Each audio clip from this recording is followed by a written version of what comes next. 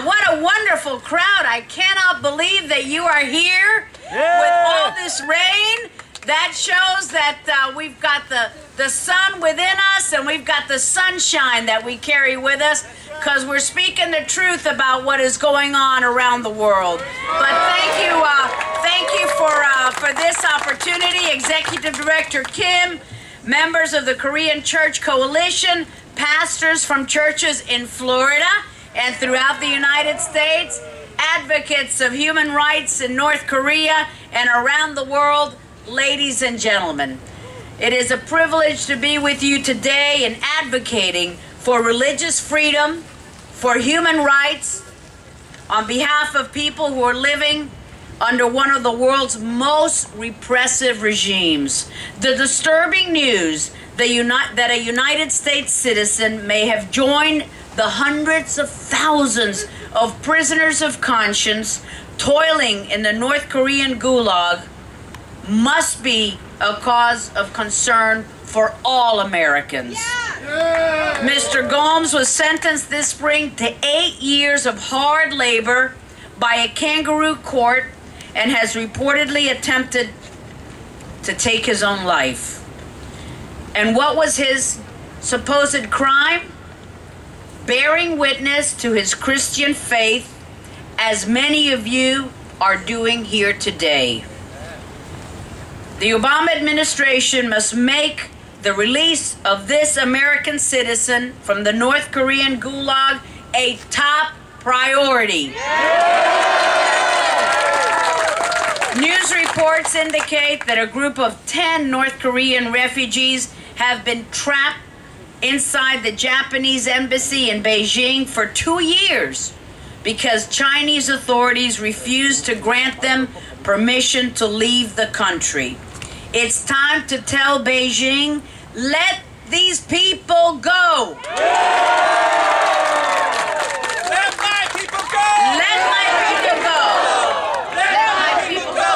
Let my people go. Let my people go. Now, a Chinese general also had the audacity to publicly warn South Korea not to conduct a joint naval exercise with the United States in waters near where North Korea sank the South Korean ship that sent 46 brave young sailors to a watery grave. And to that I say, remember to tune in and fly the stars and stripes proudly again in the waters where General MacArthur made his daring landing in 1950, and do it now. No Chinese bully can tell America, nor can tell South Korea what to do or how to carry out their alliances. The naval exercises should go on as planned, as scheduled, and do it now. Now, I understand that you will be advocating for North Korean freedom and for human rights in your visits to Capitol Hill offices over across the street today. Please remember that a bill that I have introduced, House Resolution 5350, which is the North Korea Sanctions and Diplomatic Non-Recognition Act of 2010.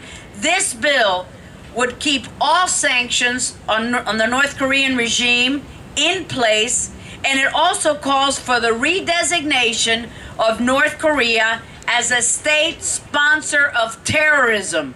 That should have never been removed from that list. And it demands this until a number of proliferation and human rights benchmarks are met. Now I want you to hear what my question is, and if you agree with me, you say, yes, we can. Can we call a regime which murders 46 young sailors in cold blood a state sponsor of terrorism? Yes! Can we call a regime which ships weapons to violent Islamic extremist organizations in the Middle East, threatening U.S. forces and our allies, a state sponsor of terrorism? Yes! Can we call a regime which sends an assassination team to Seoul to kill a leading dissident a state sponsor of terrorism? Yes! Can we call a regime which kidnaps, murders a Christian pastor for helping refugees on the Chinese border a state sponsor of terrorism? Yes! Can we call a regime which helps the Syrian regimes with its nuclear program a state sponsor of terrorism? Yes! And yes, we must. Yeah. If a regime which kills believers of their faith, which starves its own people while selling unconventional weapons, which hunts down refugees, if that regime is not a state sponsor of terrorism, then please tell me who in the world is. I commend you for your continued advocacy of religious freedom, your continued advocacy on behalf of human rights for the North Korean people. Someday, and someday soon, through your efforts and those of others like you, North Korea will be free, and the long-divided North Korea with South Korea, that Korean peninsula, will be unified. So